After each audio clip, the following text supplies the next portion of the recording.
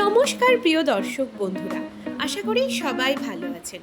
আমার পাঁচমিশালি রান্নাঘরে আপনাদের সকলকে স্বাগত। আমার আজকের রেসিপি কাঁচা আমের বার্মিজ আচার। এর জন্য এখানে আমি দুটো কাঁচা আম নিয়ে নিয়েছি। এরপর আমের খোসাটা ভালো মতো ছাড়িয়ে এইভাবে গোল গোল করে কেটে নেব। মাঝখানে যে আমের বীজটা আছে সেটা ফেলে দিয়ে ভালো মতো ধুয়ে আমটা ম্যারিনেট করে রাখবো চিনি আর ভিনিগার দিয়ে। 1 ঘন্টা এটাকে আমি রেস্টে রেখে দিয়েছি। এরপর মশলাটা বানানোর জন্য নিয়ে নেব শুকনো কড়াইয়ে মেথি, দুটো শুকনো লঙ্কা, মৌরি, ধনে আর দিয়ে দেবো জিরে। শুকনো কড়াইয়ে ভালো মতো এটাকে ভেজে নেব।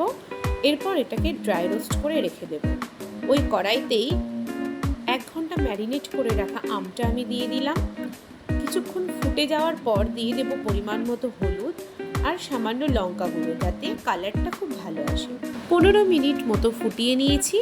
এরপর সেই ড্রাই রোস্ট করে রাখা মশলাটা দিয়ে দেব। ব্যাস, তৈরি হয়ে গেল কাঁচা আমের বার্মিজ আচার। আপনারাও এইভাবে একবার আচার বানিয়ে খেয়ে দেখবেন, আশা করি খেতে অপূর্ব লাগবে। ভিডিওটি ভালো লাগলে লাইক, কমেন্ট, শেয়ার করতে একদম ভুলবেন না। আর অবশ্যই আমাদের চ্যানেলটিকে সাবস্ক্রাইব করে দেবেন। দেখা হচ্ছে পরের ভিডিওতে। ততদিন ভালো থাকবেন, সুস্থ থাকবেন। ধন্যবাদ।